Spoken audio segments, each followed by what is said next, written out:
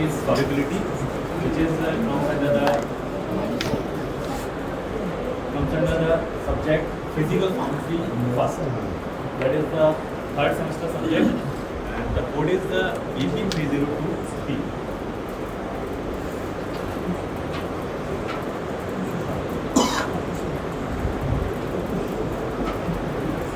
Everyone knows solubility is a very important factor of our field, that is pharmacy. कोई भी component जब हम discover करते हैं तो सबसे पहले हम उसकी सॉल्युबिलिटी निकालते हैं। सॉल्युबिलिटी निकालने के पीछे का कारण ये है कि वो हमारी बॉडी में जब एंटर करेगा तो वो ऑयल फेज और एक्वस फेज दोनों में डिजॉल्व होगा। समहाउ वो एक्वस फेज में डिजॉल्व होगा, समहाउ वो ऑयल फेज में डिजॉल्व होगा।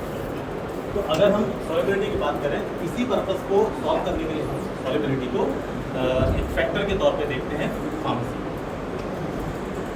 अगर हम हिस्ट्री की बात करें, जो हम टॉपिक इसमें कवर करेंगे, सबसे पहले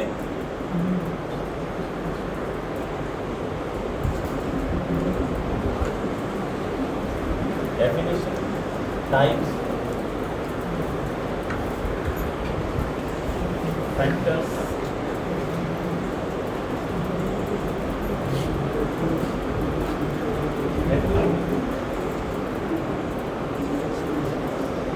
एप्लीकेशन,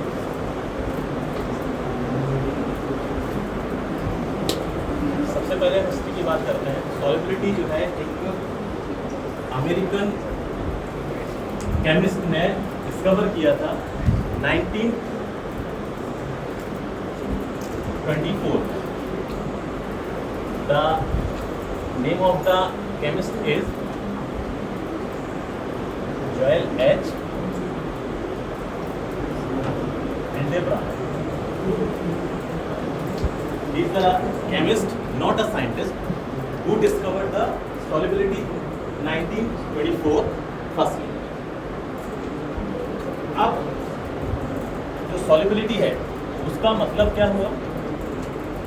कोई भी सॉल्यूट है वो किस तरीके से किस सॉल्वेंट में डिसॉल्व होगा। तो जो टर्म्स इसमें इंक्लूड होते हैं वो होता है solute, solvent, solution, and last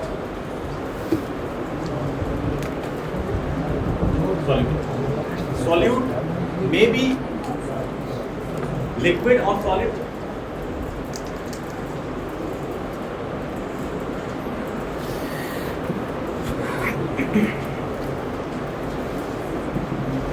And in our least amount or in a low amount.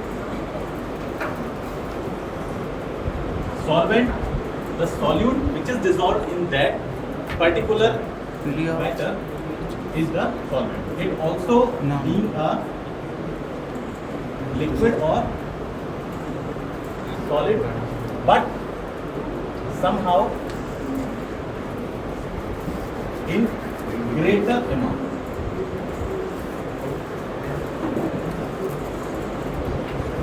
Than that of solid. After that, when we mix the solute into the solvent, it gives a solution. Okay, the solution is the mixture, a homogeneous mixture of solute and the solvent.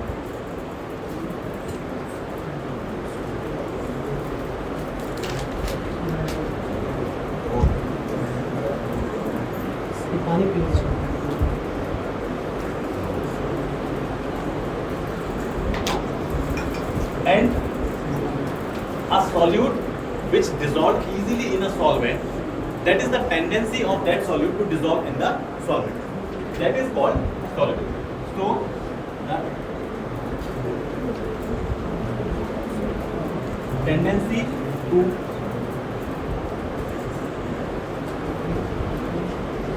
dissolve the solute is solved. So this is the definition of solubility in terms of solute, solvent, solution and solubility. Now we move to the types of solubility.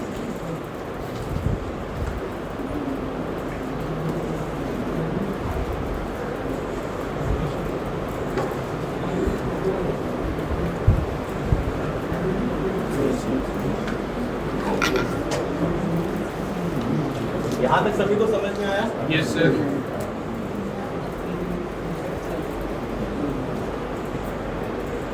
अब हम बात करते हैं types. Solubility कितने type की होती है, यहाँ जाने से पहले हम कुछ टर्म्स और देख लेते हैं जो सॉल्युबिलिटी से रिलेटेड होते हैं।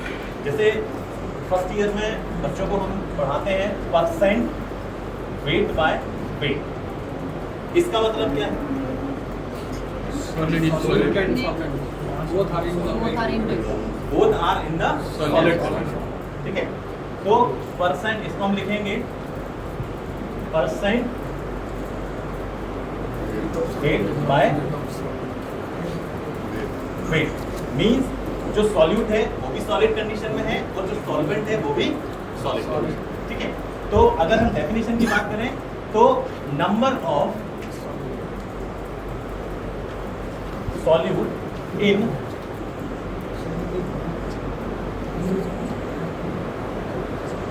grams are dissolved in 100 gram of solution. Is that clear? Now second one is इसकी एग्जांपल क्या है? परसेंट वेट बाय वेट का example we will discuss in after that. Second one is percent volume by volume. अगर हम इसका example दें तो simply salt और sugar dissolve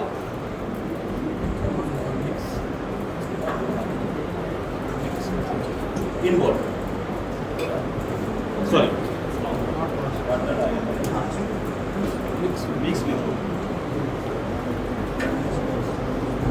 any types of powder we can mix in the another type of powder.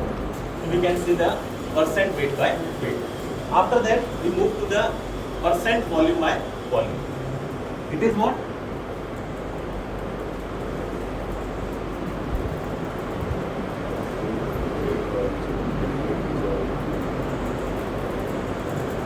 Means number of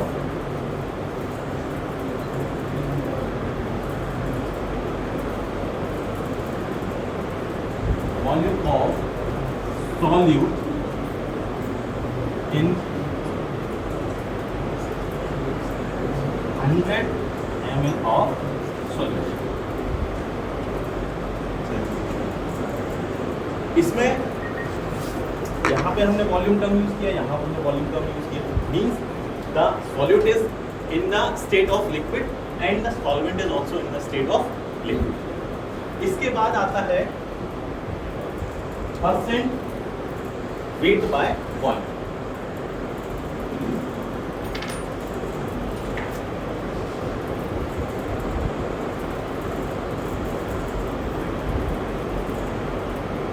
So the example I have written that वो इसके अंदर, ठीक है, कि शुगर है या सॉल्ट है उसको हम लिक्विड या वाटर में डिसॉल्व, ठीक है, तो इसमें आ जाएगा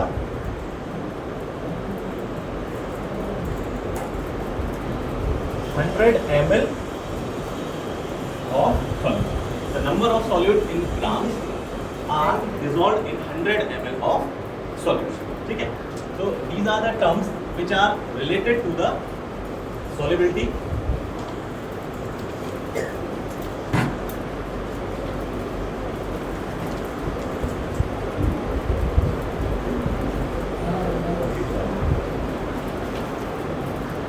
Some more terms are also discussed in the solubility, that is saturated solution,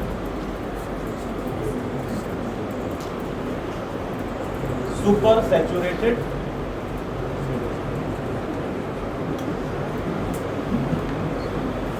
and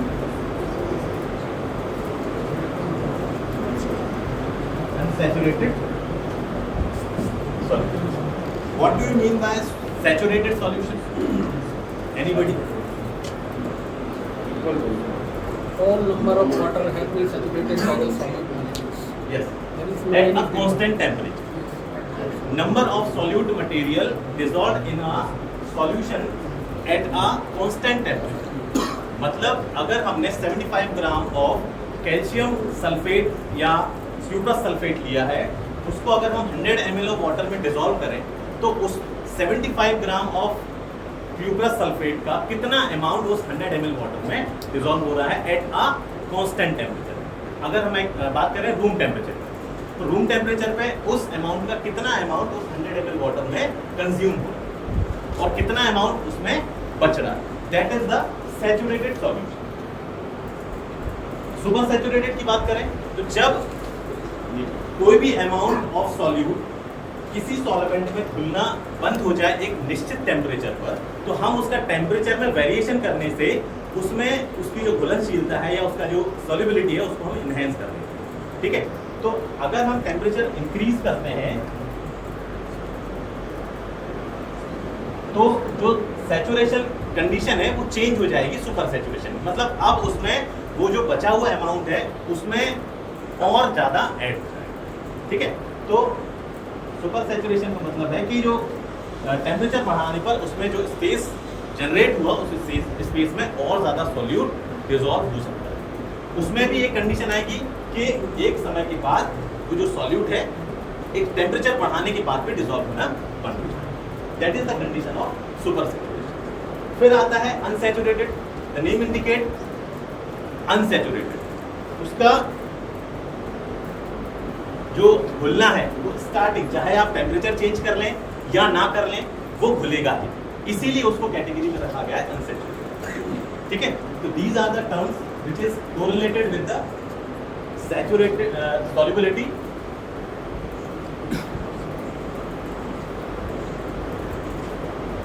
now we move to the types of solubility. सबसे पहले जो टाइप आता है वो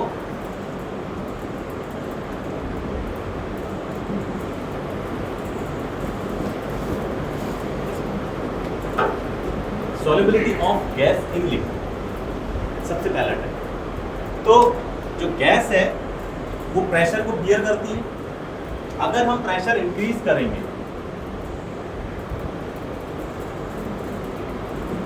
तो solubility इंक्रीज होगी या डिक्रीज होगी? डेफिनेटली इंक्रीज होगी। With increase in the pressure solubility will also be increased।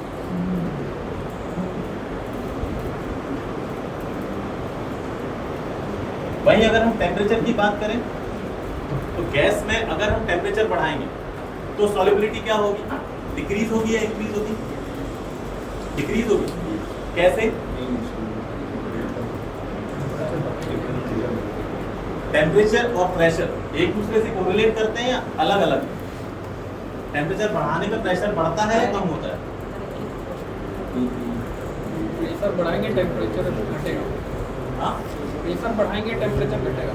हाँ, इसीलिए प्रोपोर्शनल टू ईच अदर। हाँ, इसीलिए अगर हम टेम्परेचर की बात करें तो टेम्परेचर बढ़ाने पर गैसेस के केस में सॉल्युबिलिटी डिक्रीज होती है, लेकिन अगर हम लिक्विड की बात करें तो अगर हम टेम्परेचर बढ़ाएंगे तो फिर सॉल्युबिलिटी भी इंक्रीज होगी। ठीक है, तो ये तो था टाइप 1। टाइप 2 है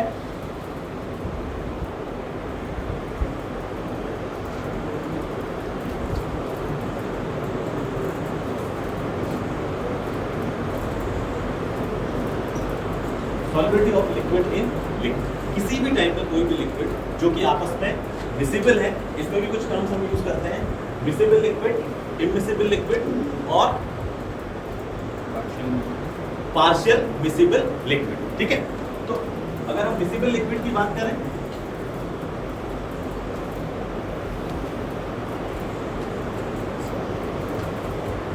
तो मिसिबल लिक्विड्स में क्या है? इथेनॉल और वाटर।